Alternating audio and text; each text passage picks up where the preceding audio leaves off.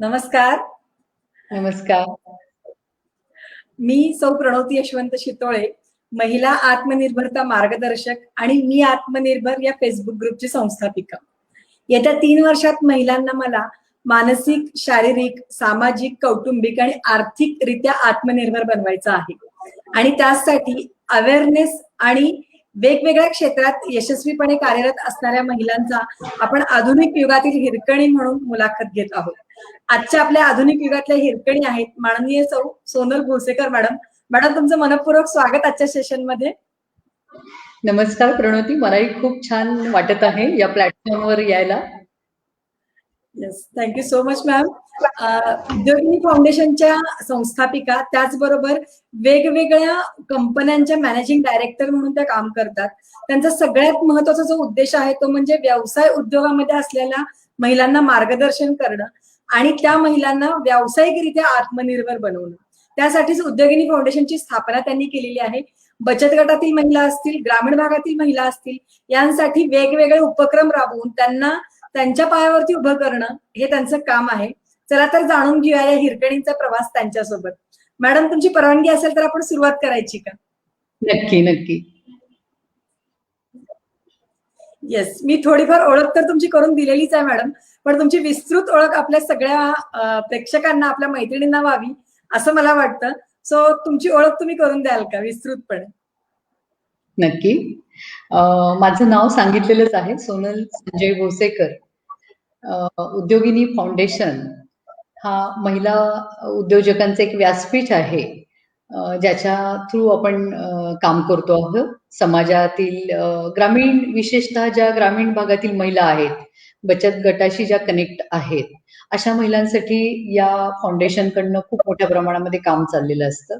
त्याचप्रमाणे बचत गट जर सोडले तर काही ज्या छोट्या मोठ्या उद्योजिका आहेत, ज्या घरी बसून व्यवसाय करतात किंवा ज्यांचे छोटे शॉप्स आहेत, ज्या काही ज्वेलरी मेकिंग सारख्या गोष्टी करतात, अशा अनेक उद्योजक महिला आपल्या समाजामध्ये आहेत. पण त्यांना एक प्रॉपर गायडन्स मिळावा या दृष्टीने आपण या फाउंडेशनची स्थापना केलेली आहे. मी स्वतः उद्योजिका आहे. मी गेली 28 वर्ष रिन्युएबल एनर्जीमध्ये काम करते आहे, अपारंपरिक ऊर्जा क्षेत्रामध्ये. आणि मला असं वाटतं प्रणवती, म्हणजे मला सांगायला खूप आनंद वाटतो की अशा वेगळ्या वाटेवर चालणारी 27 ते 30 वर्षापूर्वीची मी उद्योजिका आहे, वा, की ज्या ग्रेट मॅम. वेळेस परंपरागत उद्योगामध्ये महिला असायच्या, मसाले, पापड किंवा टीचिंग, टेलरिंग, अशा पद्धतीचं. आणि एक वेगळा मार्ग मी त्यावेळेला निवडला, की एक समाजाची जनजागृती, की तुम्ही अवेअरनेस ज्याला आपण म्हणू, की अपारंपरिक ऊर्जेचा तुम्ही वापर कसा केला पाहिजे, हे जेव्हा मला लक्षात आलं, तेव्हा मी त्याचं रूपांतर माझ्या व्यवसायात केलं. म्हणजे माझी आवड जी होती, त्या आवडीचं रूपांतर मी व्यवसायात केलं. आणि नक्की. त्यामुळे मी नेहमी सगळ्यांना म्हणते, की तुम्हाला जे आवडतं ते आधी शोधून काढा आणि मग त्याच्यामध्ये काम करा. म्हणजे ते काम एका विशिष्ट चांगल्या उंचीपर्यंत जाऊन निश्चितपणे पोहोचतं. कारण आवड असली की नक्की सवड मिळती, असं आपण एक म्हणतो. तर या दृष्टीने मी ते काम सुरू केलं. आणि प्रणती, मला सांगायला आणखीन एक आनंद वाटतो, की मी पहिल्या पिढीतील उद्योजिका आहे. म्हणजे माझ्या घरी, माझ्या सासरी अशी कुठलीही व्यवसायाची पार्श्वभूमी नव्हती. एक नोकरदार वर्गाचं मध्यमवर्गीय कुटुंब ज्याला आपण म्हणू, असे सगळेजण होते. आणि जेव्हा माझ्या लक्षात आलं की मी कराडसारख्या एका छोट्या शहरामध्ये आहे, की जिथे काही नोकरीचे चान्सेस नाहीये. मी पूर्वी जॉब करायची तेव्हा मी सांगलीमध्ये होते. आणि जेव्हा मी कराडसारख्या छोट्या गावात आले 30 वर्षापूर्वी, तेव्हा लक्षात आलं की इथे आपल्याला नोकरीसारखं काही एक उपलब्ध होणार नाहीये. तर काय केलं पाहिजे आणि काय केलं पाहिजे, हे माझ्या मनाला चैन पडू देत नव्हतं. मुळातच स्वभाव थोडासा धडपडा असल्यामुळे मी अनेक असे शोध घेत होते. आणि त्यावेळेला असं सोशल मीडिया वगैरे हेही काही नव्हतं, मोबाईलच नव्हता मुळात. त्यामुळे पेपर वाचणे वगैरे अशा गोष्टीतून काही माहिती मी घेत गेले.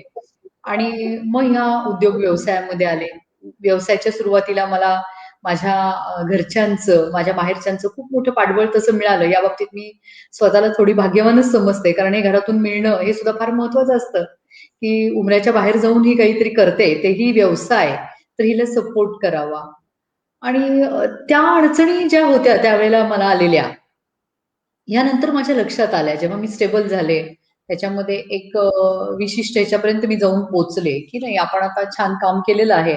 अजून आपल्याला खूप करायचं आहे आणि मग त्याच्यानंतर मी सॅनिटरी नॅपकिन इन्सिनेटर जे स्वच्छ भारत अभियानमध्ये प्रमोट केलं गेलेलं आहे. वेंडिंग मशीन जिथं मिळतात, त्या ठिकाणी नॅपकिन डिस्ट्रॉय करण्याचं म्हणजे शब्दशः जाळण्याचं मशीन कुठेही नसतं. मग ते कुठेही फेकले जातात.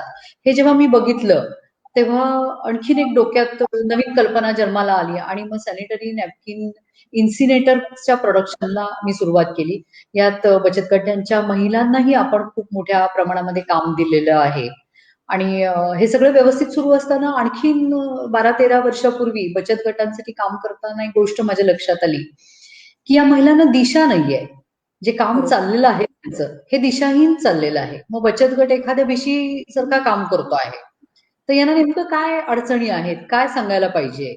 म्हणजे ज्या महिलेला बँकेत अकाउंट कसं ओपन करायचं? मग त्याच्यामध्ये व्यवसायाचं करंट अकाउंट काय असलं पाहिजे? कॅश क्रेडिट अकाउंट काय असलं पाहिजे? याची माहिती नव्हती. तर हे सगळं त्यांना शिकवण्याच्या दृष्टीने आपण हा प्लॅटफॉर्मची सुरुवात केलेली आहे. माझ्यासारख्या माझ्या विचाराच्या माझ्या समविचारी मैत्रिणी, उद्योजिका आम्ही सगळ्या एकत्र आलो आणि या प्लॅटफॉर्मची सुरुवात झाली. नक्कीच मॅडम. पहिल्या पिढीतील उद्योजिका, त्याचबरोबर वेगळ्या अशा क्षेत्रात काम करणाऱ्या, मला वाटतं पश्चिम महाराष्ट्रात तुम्ही पहिला उद्योजिका आहात. आणि हे सगळं करून म्हणजे हे एक महिला का म्हणते मी करू शकते, कारण तिला जाणीव असते की बाबा महिलांना काय त्रास होतो. मग भले तो बचत गटातील महिला असेल, उद्योजकीय महिला असेल किंवा गृहिणी असेल. सो खरं त्या आहे. मला वाटतं ही एक काहीतरी एक प्रेरणा असणार आहे तुमच्या उद्योगिनी फाउंडेशनच्या स्थापने पाठीमागची. कारण ज्या अडचणी आपल्याला आल्या त्या जर आपण आपल्या पाठीमागच्या म्हणजे पुढच्या पिढीतल्या जर सॉल्व्ह करू शकलो तर त्यांचा तेवढा वेळ वाचणार आहे आणि सगळ्यात महत्वाचं त्या उमेदीनं त्याच उमेदीनं पुढे काम करू शकतील. फार छान मॅडम तुम्ही तुमची ओळख करून दिली. आणि मला वाटतं ह्याच कामाची आता सध्या समाजाला गरज आहे. आणि जो बचत गटाचा पॉईंट तुम्ही सांगितला की बचत गट हे बचत गट न राहता आता भिशी सारखे झालेले आहेत. सो तोच मला वाटतं आपल्याला पायंडा जो पडलेला तो मोडून काढायचा आहे. आणि तो मला वाटतं आपण दोघी सोबत मिळून नक्कीच शासनाला जे काय अपेक्षित नक्की. बचत गटांकडून आहे ते आपण निश्चितपणे करू मॅडम. फार छान सांगितलं तुम्ही. अपारंपरिक ऊर्जा स्त्रोतामध्ये तुम्हाला एवढ्या वर्षाचा अनुभव आहे. सो त्याविषयी तुम्ही काय सांगाल आणि ते काय नेमकं काम चालतं आपलं त्या कंपनीमध्ये? माझ्या 2 कंपन्या आहेत. एक प्रोप्रायटरी फर्म आहे आणि पार्टनरशिप प्रायव्हेट लिमिटेड आहे. आपण थर्मल पॉवर एनर्जीमध्ये काम करतो. म्हणजे ज्याला सोलर वॉटर हीटिंग सिस्टीम पासून मी 28 वर्षापूर्वी सुरुवात केली. प्रामुख्याने मी जैन इरिगेशन सिस्टीम्स लिमिटेड या कंपनीचं डिस्ट्रिब्युशन केलेलं आहे. पश्चिम महाराष्ट्राची वितरक म्हणून मी काम केलेलं आहे. आणि एक छोटीशी गंमत म्हणून मी सांगते, की ज्यावेळेला मी कंपनीला एक डीलरशिप मागायला गेले, त्यावेळेला मुळात ती ठिबक सिंचनमध्ये असलेली खूप मोठी कंपनी आहे. महाराष्ट्रातली तर आहे, भारतातली आहे आणि जगातल्याही बऱ्याचशा कंपन्या त्यांनी टेक ओव्हर केलेल्या आहेत. तर जेव्हा मी एक महिला म्हणून तिथं गेले, भेटायला त्यांना, त्यांच्या डायरेक्टरना, चेअरपर्सनना, तेव्हा त्यांना आश्चर्य वाटलं, की या क्षेत्रामध्ये एकही महिला नाहीये आणि तुम्ही हे कसं काय करणार आहात? असं थोडंसं त्यांना शंका असावी. आणि एक 2 ते 3 महिने मी कामाला सुरुवात केल्यानंतर मला असं वाटतं, की त्यांना एक चांगलं फील आलं, की नाही काहीतरी ही बाई करू शकेल. आणि त्यांनी मला फायनली खूप मोठ्या विश्वासाने असं मी म्हणेन, की ही डिस्ट्रिब्युटरशिप सोपवली आणि माझा हा प्रवास सुरू झाला. जेव्हा कंपनीच्या मीटिंग व्हायच्या तेव्हा 600 डीलरमध्ये मी एकमेव महिला असायची. बापरे. आणि वा. खूप वेगळा एक एक्सपिरियन्स होता. फील्ड वर्क ह्याच्यामध्ये प्रचंड होतं. आणि एक समाधान होतं, की लोकांना आपण एक अवेअरनेस शिकवतो आहोत. विजेची बचत करा. जे नैसर्गिक जी एनर्जी आहे, त्याचा वापर आपण कुठेतरी केला पाहिजे. आणि हे करत असताना अनेक बँकांशीही माझा संबंध आला, की त्यावेळेला सॉफ्ट लोन दिली जायची. आणि बँकेची माझे कम्युनिकेशन्स चांगले वाढले. एक वेगळे रिलेशन्स निर्माण झाले आणि याचा फायदा माझ्याही व्यवसायाला झाला. आणि आता जे आपण सोशल वर्क फाउंडेशनच्या माध्यमातून करतो आहोत, यालाही त्याचा खूप मोठा उपयोग झाला असं मी म्हणते. म्हणजे कुठलंही आपण जेव्हा एक काम करतो, ते कधी वाया जात नसतं. आपल्याला असं वाटतं काय करायचं इकडे जाऊन, काय करायचं यांना भेटून, काय करायचं त्यांना भेटून.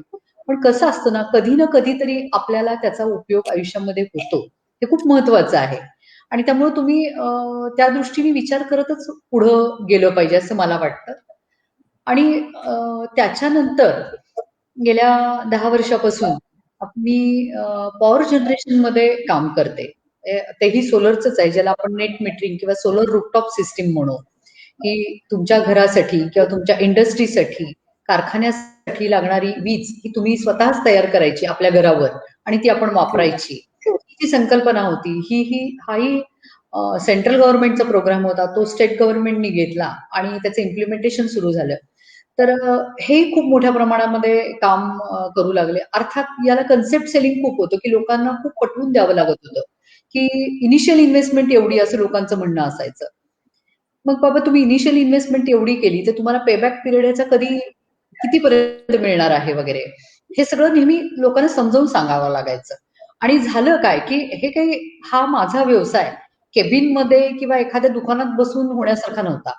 मला कायम फील्डवर, म्हणजे मला तर असं वाटतं, की आतापर्यंत बरंचसं आयुष्य माझं घरापेक्षा गाडीतच जास्त गेलेलं आहे. मी स्वतःही ड्रायव्हिंग करते, कारण ड्रायव्हिंग करणे माझं पॅशन असलं तरी ती माझ्या व्यवसायाची गरज होती. त्यामुळे मी खरं तर ड्रायव्हिंग शिकते. आणि मला असं वाटतं, की त्यावेळेला अशी गावात वगैरे गाडी चालवताना लोकं माझ्याकडे बघायचे आणि मलाही जरा कसं वाटायचं, पण खूप ते समाधान असायचं, की नाही अरे आपण आपल्या पायावर उभं राहून काहीतरी करतोय. म्हणजे असं हे व्यवसायाची हळू इम्प्रुव्हमेंट होत गेली.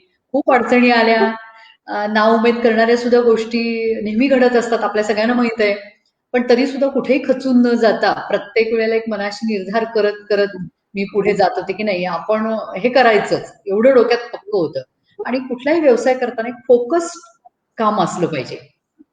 एक ध्येय असलं पाहिजे तुमच्यासमोर, की नाही मला हे टार्गेट करायचंय. म्हणजे माझा आता 10 लाखाचा टर्नओव्हर झालाय, तर तो 20 लाखाचा कसा होईल, तो 50 लाखाचा कसा होईल आणि तो 1 करोडच्या पुढे कसा जाईल, ह्याच्यासाठी अत्यंत धडपड. मार्च एंड आलं म्हणलं, की टार्गेटच्या मागे हात धुवून मी आणि माझी टीम लागायची मार्केटिंगची, की नाही हे झालं पाहिजे, हे झालं पाहिजे आणि ते फायनली व्हायचं. म्हणजे कसं असतं, व्यवसाय एक नशा असते आणि ती आपल्यात उतरवता आली पाहिजे. आपल्याला भिनवली गेली पाहिजे असं माझं म्हणणं आहे. तर तुम्ही एखादं टार्गेट नक्की अचीव्ह करता. आणि महिलांना तर प्रणवती मला असं वाटतं ना, कुठलीही गोष्ट अशक्य नाहीये. कारण मुळात महिला ही मल्टीटास्किंग असते. आपल्याला घरात कुणी कधी कुठल्याही मुलीला शिकवत नाही, की तू कसा स्वयंपाक करायचा. बघ माहेरहून सासरी जेव्हा जाती तेव्हा केवढं मोठं स्थित्यंतर होत असतं, पण सहजगत्या ती ते ऍक्सेप्ट करते. म्हणजे ही निसर्गतःच आपल्याला देणगी आहे. एखादी इन्व्हेंटरी जेव्हा कारखान्यात आपण सांगतो चेक करायची, आपल्याला घरात डाळ तांदूळ संपलंय हे सांगावं लागत नाही त्या महिलेला, गृहिणीला. हे तिला आधी कळत असतं, कारण तिची नजर असते. ती काही रोज डबे उघडत नसते. हा अंदाज असतो. ह्या गोष्टी आहेत. जसं घरात आर्थिक आपण जे म्हणतो मॅनेजमेंट, ही ती गृहिणी करत असते. अडचणीच्या वेळेला हळूच लपवून ठेवलेले पैसे आपण ज्याला म्हणू किंवा बचत केलेले हे काढून देते ती. म्हणजे हे तिला करता येतं मॅनेजमेंट.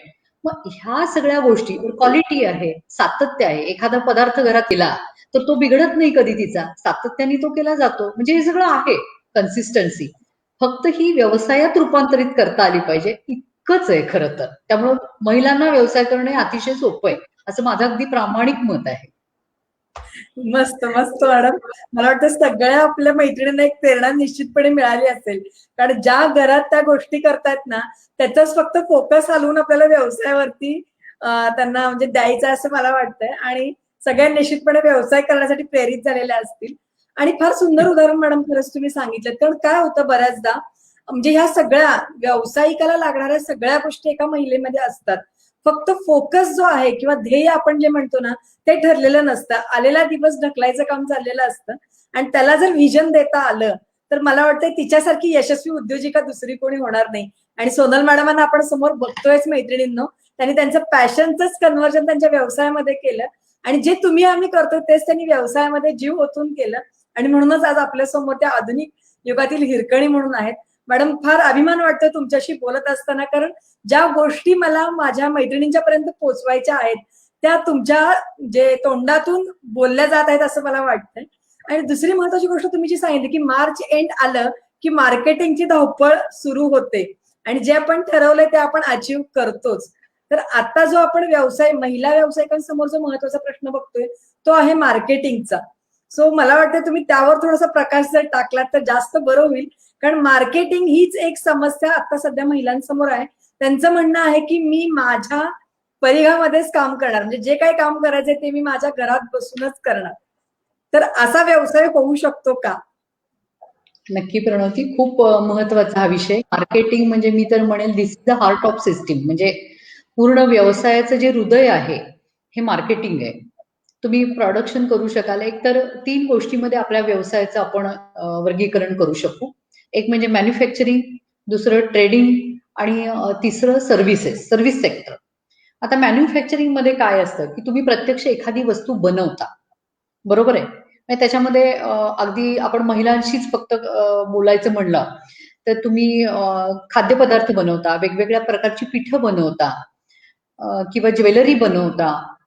एखादं फॅशन डिझायनिंग मधली महिला असेल, तर ती वेगवेगळे कपडे शिवेल. एखादी आमची ग्रामीण भागामधली गृहिणी असेल, तर शेतीशी पूरक व्यवसायातले प्रॉडक्ट आहेत, जसे दही, दूध, पनीर, हे ती बनवू शकते. हे प्रोडक्शनमध्ये आलं. ट्रेडिंगमध्ये काय असतं, की तुम्ही दुसऱ्याकडून मॅन्युफॅक्चरर कडनं घेतलेली वस्तू ही मार्केटमध्ये विकता. म्हणजे फक्त ट्रेडिंग करता. एकीकडून घ्यायचं आणि दुसरीकडे एक प्रॉफिट मार्जिन मध्ये ठेवून दुसरीकडे एंड युजरला ते विकायचं. That is called trading. आणि तिसरी गोष्ट म्हणजे आहे सर्व्हिस सेक्टर. सर्व्हिस सेक्टर म्हणजे काय, की तुम्ही वेगवेगळ्या सर्व्हिसेस लोकांना देता. मग त्याच्यामध्ये काय येतं? ब्युटी पार्लर आहे, जसं सर्व्हिस देतात तुम्ही त्या ठिकाणी, म्हणजे घरी जाऊनही आता द्यावं लागतं. म्हणजे मी पुढे बोलेन की आता व्यवसाय बदललेला आहे या कोविडमुळे, तर तो कशा पद्धतीने आपण करायला पाहिजे, पोस्ट कोविड असं आपण ज्याला म्हणू. किंवा तुम्ही एखादा हाऊसकीपिंग एजन्सी असेल, तर हे तुम्ही देता. किंवा आता डोअर डिलिव्हरी सुरू झालेले आहेत, याच्यामध्ये तुम्ही काम करू शकता. असे अनेक सर्व्हिसेस देणारे पण व्यवसाय खूप आहेत. 3 सेक्टरमध्ये जर तुम्ही काम करत असाल, तर मार्केटिंग हा भाग एक असा आहे, की या तिन्हीलाही लागू होतो. प्रोडक्शन करणाऱ्यांनी जर म्हणलं, की मी नुसतं प्रोडक्शन करतोय आणि बसतोय माझ्या फॅक्टरीत, तर तसं चालणार नाही. त्याला सुद्धा आपला तो प्रॉडक्ट प्रमोट करावा लागतो. ट्रेडिंग करणाऱ्याला सुद्धा एक वस्तू, मी जर समजा एखादी एजन्सी घेतलेली आहे अमुक अमुक ह्याची, तर मी ती लोकांपर्यंत पोहोचवली पाहिजे, की हे माझ्याकडे आहे, हे मला सांगता आलं पाहिजे. तसं सर्व्हिस देणाऱ्या गृहिणीला, व्यक्तीला, उद्योजिकेला पण सांगता आलं पाहिजे, की हे मी तुमच्यासाठी करू शकते.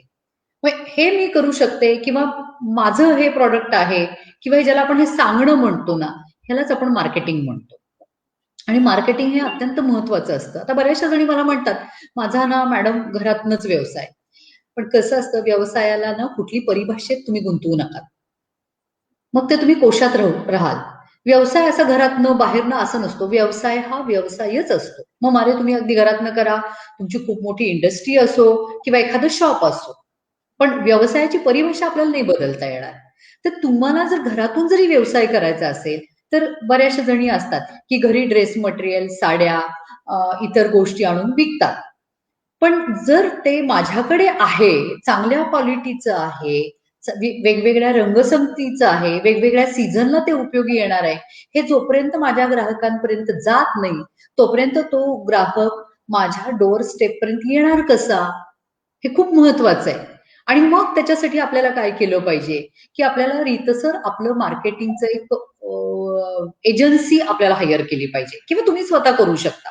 पण कसं आहे, मी प्रोडक्शन करणार, मीच मार्केटिंग करणार, मीच सगळं करणार, असं होत नसतं. तर एक व्यावसायिकता अंगी आपण अशी बांधली पाहिजे, की जेव्हा मी काही उत्पादन करत असेल, तर तेव्हा माझ्या ऑफिसमध्ये किंवा माझ्या त्या फॅक्टरीमध्ये मार्केटिंग सेक्शन हे मी तयार केलं गेलं पाहिजे.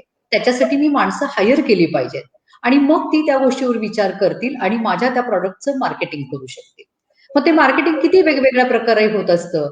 आता अगदी तुम्ही डोअर टू डोअर जाऊन मार्केटिंग कुणी करत नाही, कारण आता सोशल मीडिया एवढा अग्रेसिव्ह झालेला आहे, की तुम्ही वेगवेगळी फ्लायर फेसबुकच्या माध्यमातनं, इंस्टाग्रामच्या माध्यमातनं हे सगळं करू शकता. आणि हे तुम्हाला करता येत नसेल, तर एखादी एजन्सी हायर करू शकता, बॅनर्स लावू शकता, पेपर इन्सर्ट करू शकता. असे वेगवेगळे याला उपाय आहेत, वेगवेगळ्या गोष्टी आहेत. म्हणजे मी कित्येक जणींना असं छोटं छोटं उदाहरण देत असते, की तुम्ही कशा पद्धतीने मार्केटिंग करा, एखादं छान टॅगलाईन करा तुमच्या व्यवसायाची, की जी अत्यंत उपयोगी येईल. तर अशा त्या महिला करतात. मग पण ह्याच्यासाठी काय असतं, की तुमच्या व्यवसायाचं नियोजन करताना तुमच्या जाहिरातीसाठी एक विशिष्ट निधी राखीव ठेवावा लागतो. हे आपण महिलांना पटवून सांगावं लागतं, की मार्केटिंग हे कसं आहे. आज जर मी ₹10 मार्केटिंगला करणे, फॉर एक्झाम्पल सांगते, खर्च करणार असेल, तर त्या ₹10च्या अगेन्स्ट मला ₹100चा बिझनेस मिळतो. आणि मग मला ₹10 खर्च करायला काय अडचण आहे?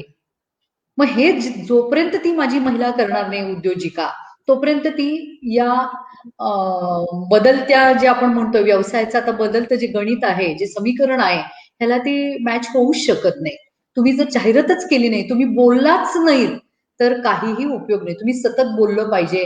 मार्केटिंगचं, नेटवर्किंगच्या ज्या अशा संस्था आहेत, त्यांना तुम्ही जॉईन झालं पाहिजे. तुम्ही एकमेकींचं ओळख करून घेतली पाहिजे. बॉन्डिंग आता जसं आपण दोघी बोलताना लक्षात आलं, की या आत्मनिर्भरच्या एवढ्या महिला आहेत, या महिला आहेत. मग यांचं जर एकत्र आपण केलं, तर किती मोठा व्यवसाय वाढू शकतो. त्यामुळे नेटवर्किंग होणं हे खूप गरजेचं आहे. त्यामुळे मी असं म्हणते, की मार्केटिंगला पर्याय नाहीये आणि ह्याच्यासाठी तुम्ही खूप मेहनत ही नक्कीच घेतली पाहिजे. जाता मी सांगते, की भारतामध्ये साधारण 13 ते 14% महिला उद्योजिका आहेत आज मितीला फक्त. म्हणजे ज्या ऑफिशियली आपण बघतो छोट्या छोट्या घरातनं म्हणजे अनरजिस्टर्ड असतील त्या, तर त्यांनी रजिस्टर होणं गरजेचं आहे. ते मी पुढे सांगते की शासनाच्या योजना आपल्याला का घेता येत नाहीत महिलांना किंवा अडचणी येत आहेत. आणि महाराष्ट्रामध्ये तर याचं प्रमाण फक्त 9% आहे. म्हणजे इतकं बापरे. कमी प्रमाण आहे याचं. आणि मला असं वाटतं की महाराष्ट्र राज्य हे पहिलं राज्य असं आहे की ज्यांनी महिला उद्योग धोरण डिक्लेअर केलेलं आहे. म्हणजे मला हे खरंच कौतुकाचं वाटतंय, पण हे धोरण हे अगदी तळागाळापर्यंत पोहोचलंय असं काही मला मात्र अजून नक्कीच वाटत नाहीये. हे पोहोचवण्यासाठी काही वेगळ्या संस्थांना सुद्धा शासनाने थोडं हाताशी धरलं पाहिजे. अर्थात हा थोड्या वेगळ्या गोष्टी आहेत. आपण त्यावर नंतर कधीतरी चर्चा नक्कीच करूया. नक्कीच मॅडम, पण ही आकडेवारी खरोखरच धक्कादायक आहे. कारण आसपासच्या महिलांनाच मी एवढं उद्योग करताना बघते, पण तुम्ही जो म्हणताय की त्या रजिस्टर्ड नाही आहेत, अनरजिस्टर्ड असल्यामुळं कदाचित त्याच्यामध्ये नोंदणी झालेली नसेल, म्हणजे त्या 13-14% मध्ये त्या कुठेच येत नसणार आहेत. पण ही आकडेवारी निश्चितच धोकादायक आहे आणि ती आकडेवारी कशा पद्धतीनं वाढवता येईल ह्याच्यावरती निश्चितपणे म्हणजे आपल्याला काम करता येईल असं मला वाटतं.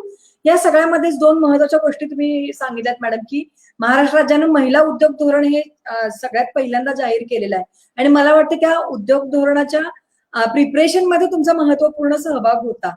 सो त्याविषयी काय सांगाल आणि काय काय गोष्टी त्याच्यामध्ये इन्क्लूड आहेत? महिला उद्योग धोरणाच्या वाटचालीमध्ये म्हणजे मी एक छोटासा घटक होते त्याच्यामधला, त्या मीटिंग पुरताच अर्थात. पण त्यांनी जे काही महिला उद्योग धोरण ठरवलेलं आहे ह्याच्यामध्ये महिलांच्या व्यवसाय वाढीसाठी किंवा अधिकाधिक महिला या उद्योगात येण्यासाठी हे धोरण जाहीर केलेलं आहे. मग याच्यामध्ये जर MIDC मध्ये जर प्लॉट्स असतील तर 30% प्लॉट हे महिलांसाठी राखीव ठेवलेले आहेत. याच्यासाठी जे आपल्याला वीज बिल येतं याच्यामध्ये सुद्धा आपल्याला सवलत आहे. बरीच मोठी 50% सवलत या आपल्याला वीज बिलामध्ये महिला उद्योग म्हणून मिळू शकते. याशिवाय तुम्हाला एक्झिबिशन्स करायचे असतील जे अगदी इंटरनॅशनल लेवलवर असतील तर ह्याची 90% रिइन्व्हेस्टमेंट हे शासन करतं आपल्याला. तर अशा खूप ह्याच्यामध्ये गोष्टी आहेत या उद्योग धोरणामध्ये. मी अगदी ठराविक तुम्हाला सांगितलं कारण आपल्याला एवढा आता इतका वेळ नाहीये. म्हणजे हे प्रत्येक विषय घ्यायचे तर एक मीटिंग होतील याच्यासाठी. तर अशा खूप गोष्टी या शासनाने महिलांसाठी राखीव ठेवलेल्या आहेत. पण दुर्दैव असं आहे की या महिलांपर्यंत किती पोहोचलेल्या आहेत.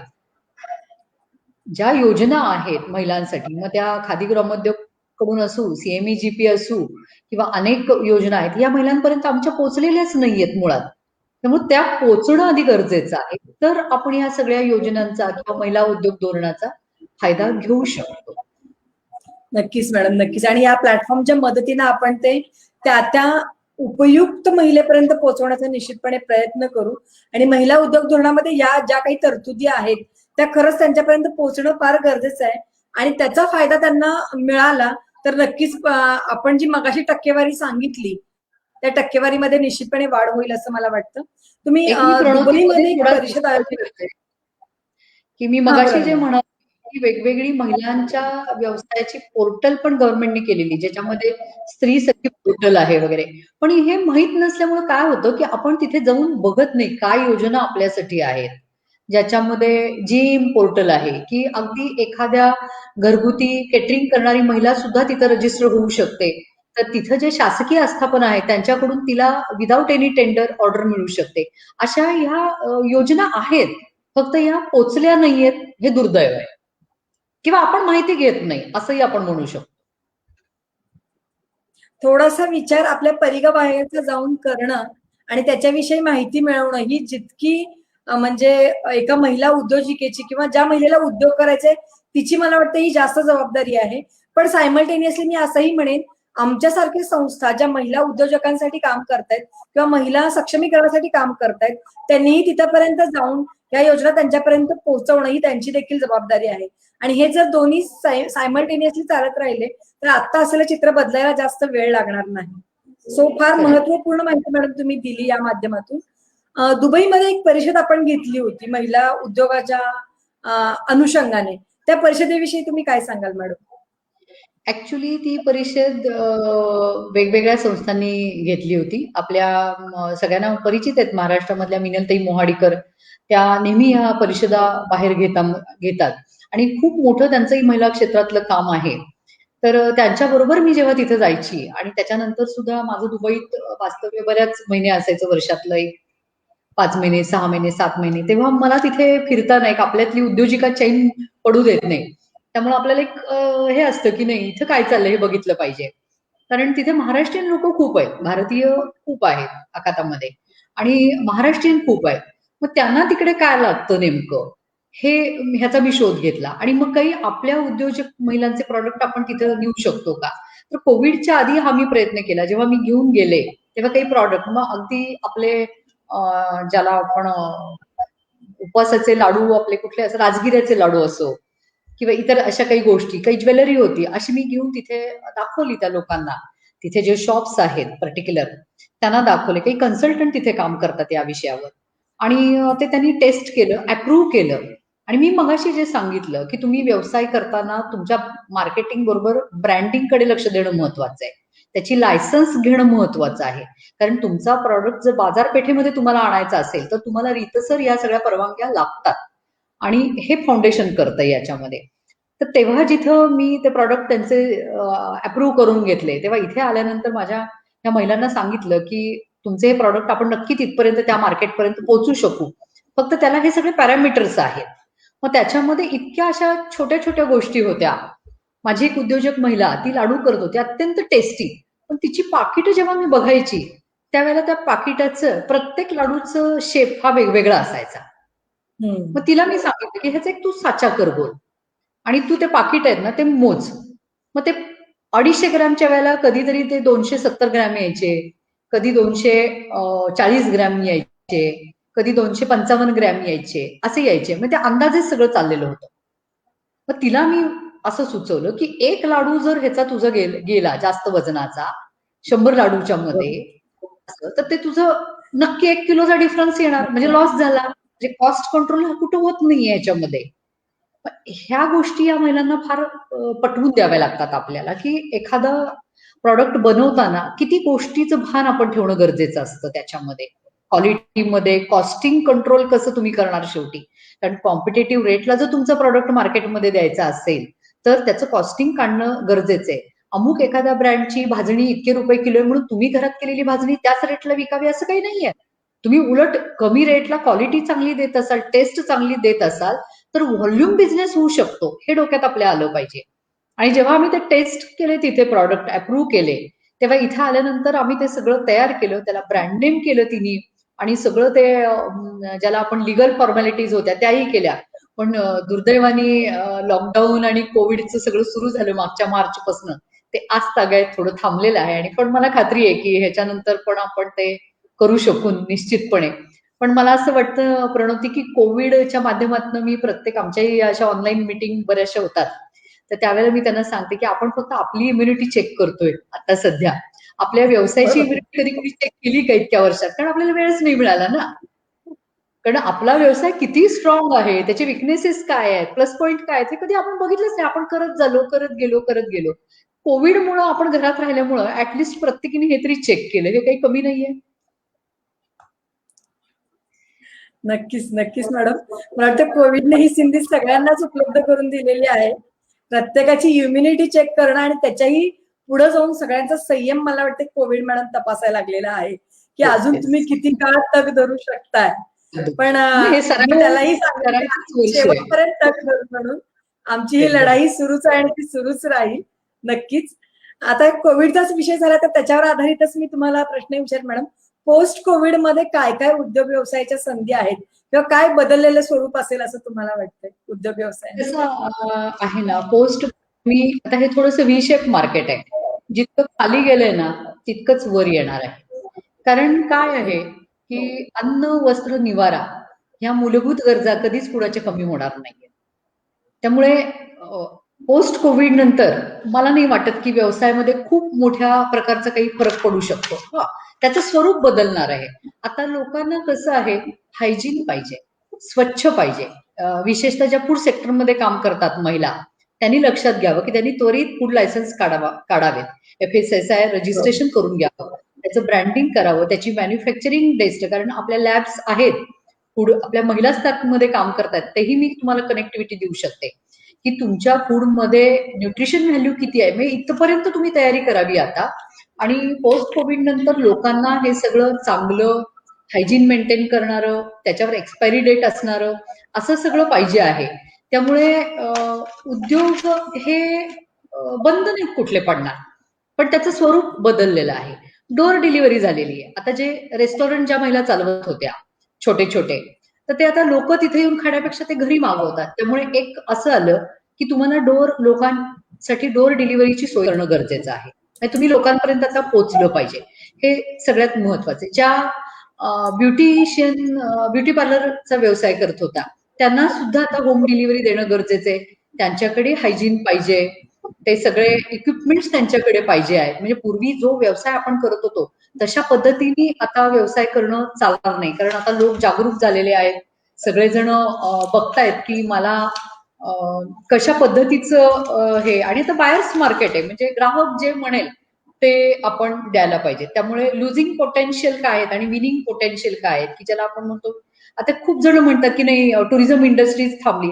थांबणार नाही, कारण लोकांना फिरणं हे मुळातच इतकं आवडतं की ते एका जागी थांबू शकणार नाही. मग याच्यामध्ये आपल्याला काय केलं पाहिजे, आपण जिथं टुरिझमचा व्यवसाय करतो आहोत तिथले आपले व्हिडिओ काढले गेले पाहिजे की माझ्याकडे कसं स्वच्छ आहे, सॅनिटायझर आहे, तुमचं ऑक्सिजन चेक करण्याचं मशीन आहे, तुम्ही इथे आल्यानंतर इथे सगळे मास्क वापरतात, हँडग्लोव्स घालतात, सगळं हायजीन आहे, स्वच्छ आहे, हे सगळं लोकांना पोहोचवता आलं पाहिजे. म्हणजे ज्याला आपण इंटेन्शन टुरिझम म्हणतो, ही इंडस्ट्री आता उदयाला आली की जिथं स्वच्छ, तुमच्या गाड्या सॅनिटाईज केलेल्या, तुमचे ड्रायव्हर, हे सगळं लोकांपर्यंत तुम्हाला प्रेझेंट करायला पाहिजे.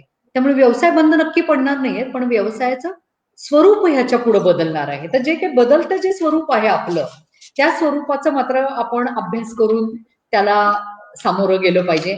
नाहीतर मग तुम्ही कमी पडणार आहात आणि मग आपल्याला असं वाटेल अरे कोविडमुळे आपले व्यवसाय नाहीच चालत, पण असं काही होणार नाहीये. नाही, नक्की स्वरूप बदललेलं आहे. त्या बदललेल्या स्वरूपाला सामोरं जाऊन मला वाटतं त्या त्या ठिकाणी आवश्यक ते स्किल जर आपण अक्वायर केले तर या बदललेल्या स्वरूपात सुद्धा आपण आपला व्यवसाय उद्योग निश्चितपणे पुन्हा स्थिर स्थावर करू शकतो. फार छान मॅडम, आणि अगदी साधी साधी उदाहरणं देऊन तुम्ही फार छान मार्गदर्शन आपल्या सगळ्या मैत्रिणींना करत आहात. त्याच्यामध्ये आणखी महत्वाचं माझं सांगायचं राहिलं की टुरिझम बरोबर इथून पुढे ऍग्रिकल्चर इंडस्ट्रीला प्रचंड मोठा स्कोप आहे. जे आपण आता म्हणतोय विषमुक्त भाजीपाला, अन्नधान्य, म्हणजे आपल्या महिला त्याच्यामध्ये आहेत खूप, ज्यांची शेती वगैरे आहे, तर त्यांनी या गोष्टीत थोडंसं लक्ष घालावं की या पद्धतीचे आयुर्वेदाचं महत्व आलेलं आहे.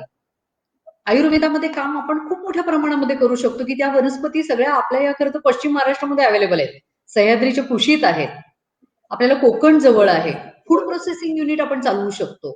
आता आंबा किंवा आता जे काही सीझनल येतात ह्याचे प्रोसेस करा, आणि याच्यासाठी शासनाचे निधी आपल्याला आहे. त्यामुळे असं जर तुम्ही काही वेगळ्या वाटात थोड्या शोधत गेलात ना तर नक्की यशस्वी होणार. कोविड वगैरे आपलं काही करू शकत नाही, काळजी घेऊन सगळं करायचं फक्त. Yes, definitely ma'am. या सगळ्या कामावर म्हणजे तुमच्या कामाचा आवाका प्रचंड मोठा आहे मॅडम, आणि मला तर त्याची जाणीव झाली की आपल्या या 40-45 मिनिटाच्या सेशन मध्ये ते कव्हर होणं फार अवघड आहे. पण मला माझ्या मैत्रिणींना हे सांगायचंय की व्यावसायिका, उद्योजिका, उद्योगिनी फाउंडेशनच्या संस्थापिका या सगळ्या बरोबरच त्या आकाशवाणी केंद्रामध्ये निवेदनाचं कार्य देखील मॅडमांनी केलेलं आहे, आणि त्याचबरोबर नाट्य कार्यशाळा सुद्धा त्या मॅडम आयोजित करतात. म्हणजे एक कलेचं अंग देखील मॅडमांच्याकडे आहे. सो यावरती मला मॅडम थोडंसं मार्गदर्शन किंवा तुमचं मत काय हे मला जाणून घ्यायला निश्चितपणे आवडेल. तो खरं सांगू का, आकाशवाणी म्हणा किंवा नाट्य, हे सगळं माझं एक हौस आहे. सहज सांगलीमध्ये मी असताना सांगली आकाशवाणीची एक जाहिरात आली. अ, आणि मला माझ्या ऑफिस त्यावेळेला मी जॉब करत होते आणि सगळे मला म्हणायचे की नाही तुझा आवाज खूप चांगला आहे, तर तू ऑडिशन द्यायला काही हरकत नाही. म्हणलं ठीक आहे. आणि असं गमती-गमतीमध्ये मी ऑडिशन दिली आणि मी सिलेक्ट झाले त्या ठिकाणी. आणि मग माझं फार काही काळ मी तिथे काम नाही करू शकले, कारण नंतर माझा व्यवसाय वाढत गेला आणि मला वेळ नाही देता आला. तर त्यावेळेला मी जे काम केलं, बऱ्याचशा नभोनाट्यामध्ये भाग घेतला मी. बऱ्याचशा जणांच्या मुलाखती घेण्याची मला संधी मिळाली. एक वेगळं क्षेत्र होतं आणि खूप छान आणि त्याच्यानंतर नाट्यक्षेत्र जर म्हणशील, तर ती एक गंमत आहे थोडीशी, की हौशी रंगमंच ज्याला म्हणतो आपण. राज्यनाट्य स्पर्धा आपल्या महाराष्ट्रामध्ये होतात आणि त्याच्या प्रॅक्टिस, माझं घर मोठं असल्यामुळे तिथं चालायच्या. माझ्या मिस्टरांना त्याच्यामध्ये आवड असायची आणि ते स्क्रिप्ट वाचन चालायचं आणि एक त्यातली जी अभिनेत्री होती, म्हणजे हौशीच रंगमंच, ती आली नव्हती आणि सबस्टिट्यूट म्हणून मला ते वाचायला सांगितलं. आणि ते वाचताना सगळ्यांच्या लक्षात आलं, की ही छान बोलते. छान बोलते इतपत ठीक होतं, पण छान अभिनय करते की नाही हे माहित नव्हतं. आणि त्यांनी मला असं सांगितलं, की "काही नाही, या नाटकामध्ये तूच काम करायचंयस" म्हणून. आणि मग माझा तो प्रवास सुरू झाला आणि पुढे जे मी नाटक केलं त्याच्यामध्ये मला महाराष्ट्र शासनाचा पुरस्कार मिळाला. आणि म्हणजे वा. कसं आहे, की एखादं मन लावून आपण केलं ना, की आपण त्यात यशस्वी होतो. अगदी मला खात्री आहे. म्हणजे हे नक्कीच. आणि काय असतं माहितीये का? तुम्हाला हे व्यवसाय करताना किंवा एक छंद पण तुम्ही नेहमी जोपासावा, की एक रिलॅक्सेशन असतं त्याच्यामध्ये. हां, छंदाच्या किती आहारी जायचं हे तुमच्यावर आहे. मग तशा प्रोफेशनल याच्या ऑफर आलेल्या असताना सुद्धा त्या आपल्याला मी नाकारल्या किंवा मला ते शक्य नव्हतं. आणि बरीचशी मी नाटकं, अगदी ती पुलराणी, म्हणजे मला पु. ल. देशपांडेंना भेटण्याचा पण योग आला. कारण ते कुणाला परवानगी वा. द्यायचे नाही. त्यामुळे जाऊन परवानगी काढावी लागली. आणि पुलराणीचा महत्वाचा रोल मी करणार असल्यामुळे तर त्यांनी माझंच तिथं ऑडिशन घेतलं. आणि असे ते खूप छान अनुभव पण मला मिळाले आणि फार मजा आली. आणि नंतर मग आता मुलांसाठी मी नाटकाच्या कार्यशाळा घेते. बरेच अभिनयाशी मला पुरस्कारही मिळाले. अ, उद्योगात पुरस्कार मिळाले, महाराष्ट्र चेंबरचा मिळाला, महाराष्ट्र उद्योगिनी मिळाला, कराड गौरव मिळाला. असंख्य म्हणजे पुरस्काराची यादी वा. भरपूर मोठी होईल. पण आनंद आहे ह्याच्यामध्ये, की अरे आपण करतो आणि कोणीतरी आपलं कौतुकाने पाठतो पडतं. पुरस्कारासाठी कधी काम करायचं नसतं, ही पहिली गोष्ट आहे. पण केल्यानंतर जर एखादं तुम्हाला अप्रिशिएट होत असेल, तर निश्चित आनंद मानावा. नक्कीच, नक्कीच मॅडम. आणि तुम्ही तुमच्या यशाचं गमकच मला वाटतंय थोडक्यात आम्हाला सांगितलं. जे काही आपण करतोय ते जर आपण मन लावून केलं तर निश्चितपणे आपण त्याच्यामध्ये यशस्वी होतोच. फार सुंदर मॅडम, फार सुंदर. आणि या सगळ्या पुरस्कारांसाठी खरंच तुमचं मनःपूर्वक अभिनंदन. आणि जसं तुम्ही म्हणालात, की पुरस्कारांसाठी काम आपल्याला कधीच करायचं नाही. आपण आपलं काम करत राहायचंय. नाम अपने आप हो जाएगा असं आहे ते. आणि येस. एकमेकांसोबत जोडले गेल्यानं त्या कामाचं स्ट्रेंथनिंग वाढणार आहे. आणि बऱ्याच काळापर्यंत ते समाज मनावरती किंवा समाज बदलासाठी फार उपयोगी ठरणार आहे मॅडम. फार छान करेक्ट. तुमचं कार्य, तुमचं मार्गदर्शन सगळ्या आपल्या मैत्रिणींना मिळालेलं आहे. एक महत्वाचा प्रश्न मला तुम्हाला विचारायचा आहे, कारण बराच 30 ते 35 वर्षांचा अनुभव तुमचा व्यवसाय उद्योजकतेचा आहे, महिलांच्या बरोबर काम केलेल्याचा आहे. सो महिलांना आत्मनिर्भर होण्यासाठी काय करणं गरजेचं आहे असं तुम्हाला वाटतं? कसं आहे बेसिकली, पूर्वी आपण म्हणत होतो, की एक महिला साक्षर झाली की घर साक्षर होतं. आता मला वाटतं त्याच्या पुढची ही स्टेप आहे.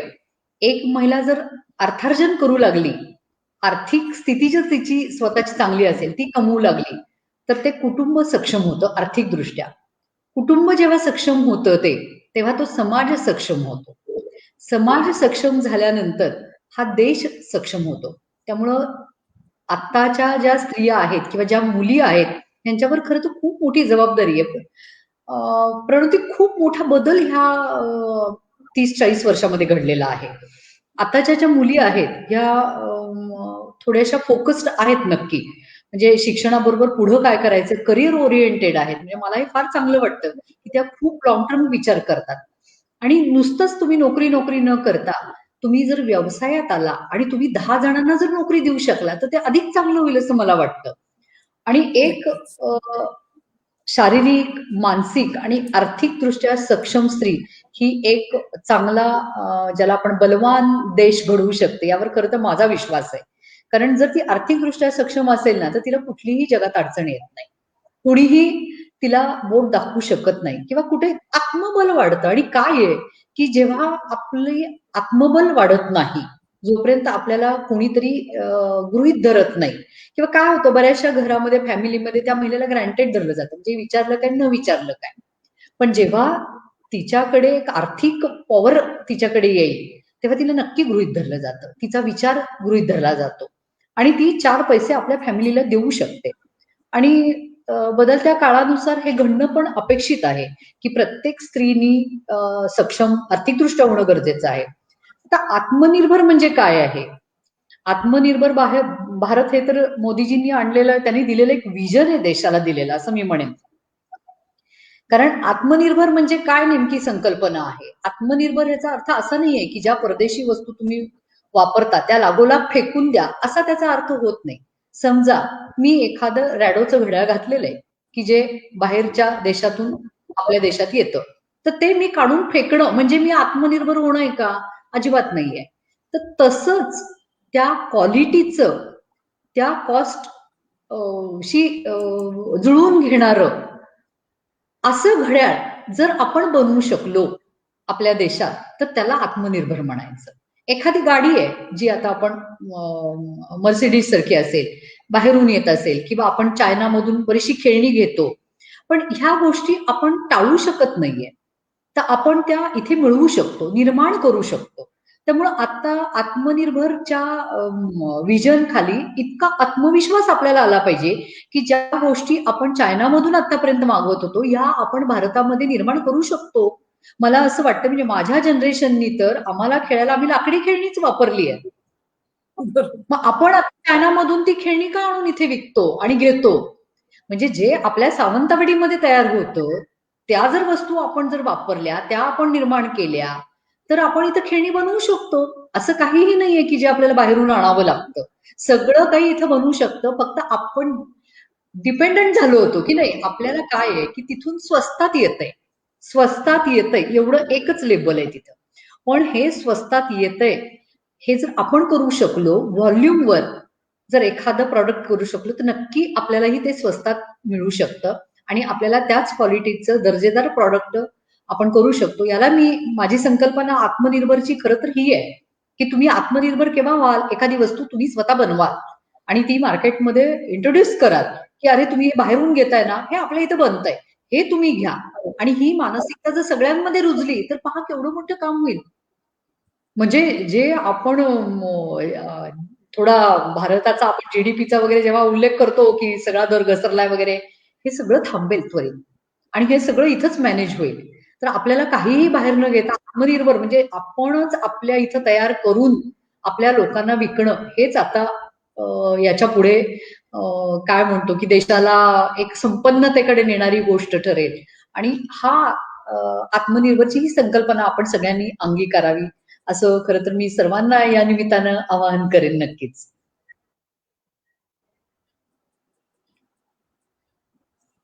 नक्कीच, नक्कीच मॅडम. फार सुंदर संकल्पना तुम्ही समजावून सांगितलीत. कारण मला वाटतंय देशाच्या दृष्टीनं आत्मनिर्भरता म्हणजे काही संकल्पना ज्या आपल्याला क्लिअर होते ना, त्याला आपण वैयक्तिक पातळीवरती पण आत्मनिर्भरतेची संकल्पना जास्त व्यवस्थितपणे मांडू शकतो आणि त्या दृष्टीने कार्य करू शकतो. फार छान मॅडम तुम्ही मार्गदर्शन केलं. आता सगळ्यात शेवटचा आणि माझ्या आवडीचा प्रश्न, मला आणि आपल्या सगळ्या मैत्रिणींना तुम्ही काय संदेश द्याल? संदेश खरं सांगू का, मीच तुमच्या सगळ्यांकडनं शिकत असते. त्यामुळं संदेश काय द्यावा, त्याच्यापेक्षा आपण एक महिला म्हणून आपण एकत्र येणं ही खूप मोठी गरज आहे काळाची. सर्वात ते महत्वाची ज्याला फॅक्टर आपण म्हणू, की प्रत्येक ठिकाणी आपण काय करतो, वेगवेगळे ग्रुप किंवा वेगवेगळ्या प्लॅटफॉर्मवर आपण काम करत असतो. काम आपल्याला एकच करायचं असतं. पण जेव्हा आपण संघटित होऊ ना, जेव्हा स्त्री संघटित होईल, त्यावेळेला खऱ्या अर्थानं ती सबल होईल असं मला वाटतं. त्यामुळं संघटित होणं हे सगळ्यात महत्वाची यात गोष्ट आहे. आणि आर्थिकदृष्ट्या सबल होणं हेही तितकंच महत्वाचं आहे. आणि फोकस काम करणं. जगात काहीही अशक्य नाहीये. आणि स्त्रीला तर कुठलीच गोष्ट अशक्य नाहीये. फक्त ठान लेना चाहिए, की नाही अरे हे आपण करू शकतो आणि आपण केलंच पाहिजे.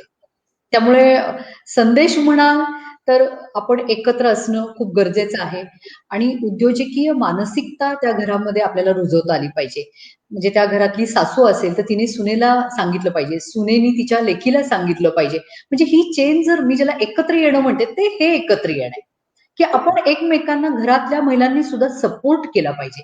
नाहीतर बघ ती काय करते चाललंय तिचं असं लगेच एक जे शेरा येतो ना. आणि माझं असं मी ऑब्झर्व केलेलं आहे की दुसरं तिसरं कोणी म्हणत नसते, ही एक स्त्री दुसऱ्या स्त्रीलाच म्हणत असते. तर हे कुठंतरी थांबलं पाहिजे, की अरे ती करते ना, मग मला पुढे जाऊन तिला विचारलं पाहिजे, की अगं तू कामासाठी बाहेर निघालीस, तुला काही अडचण आहे का? मी तुला काही मदत करू शकते का? हे ॲश्युरन्स देणं किंवा हे तिच्या मागं सपोर्ट देणं हे खूप महत्वाचं आहे. आणि हा सपोर्ट एका स्त्रीनं दुसऱ्या स्त्रीला दिला ना, तर मला वाटतं ह्याच्यासोबत दुसरं कुठलं काय म्हणतात यशाचं काम होऊच शकत नाही. Yes yes, perfect perfect ma'am. तेच आपल्याला या सगळ्या ह्याच्या माध्यमातून सगळ्याच्यापर्यंत पोहोचवायचं आहे की स्त्री ही स्त्रीची सपोर्टक सहाय्यक म्हणून काम करू शकते. आणि ज्या वेळेला हे चित्र हातात हात घालून आपल्याला दिसेल ना, त्याला नक्कीच आपण जो समाज बघतोय, आपण जो भारत बघतोय तो सत्यात उतरवायला सुरुवात होईल. फार सुंदर आणि अतिशय उपयुक्त असं मार्गदर्शन मॅडम तुम्ही आज केलं आणि तुमचा वेळ काढून इथं आलात त्याबद्दल तुमचे मनपूर्वक आभार madam. Thank you so much. Thank you so much. मलाही खूप छान वाटलं. प्रणवती तुमचंही काम खूप सुंदर सुरू आहे आणि आपण सगळ्या जणी एकमेकींच्या हातात हात घालून असं खूप मोठं काम नक्कीच महिलांसाठी उभं करू शकू याची मला नक्की खात्री आहे. पुन्हा एकदा मला या सुंदर प्लॅटफॉर्मवर बोलवलं त्याबद्दल मी मनपूर्वक आपली आभारी आहे. जय हिंद. Thank you so much ma'am. आणि आपल्या सगळ्या ऑनलाईन मैत्रिणींचे आभार मानायला पण मी विसरणार नाही, हो कारण दर नक्की मंगळवारी नक्की. आणि दर शुक्रवारी त्या येतात आणि एका हिरकणीचा असेल, एका उद्योजिकेचा असेल किंवा आपल्यातल्याच काम करणाऱ्या एका महिलेचा प्रवास त्या जाणून घेतात. मला खात्री आहे की यातनं तुम्हाला सकारात्मक प्रेरणा आणि ऊर्जा निश्चितपणे मिळत असेल. फक्त ती घेऊन थांबू नका, ती प्रवाहित करा, तो विचार अंमलात आणायला सुरुवात करा. शेवटी मी जसं सांगते तसंच, keep trying, keep learning and keep growing. Thank you so much all. Thank you ma'am. Yes thank you. Thank you so much.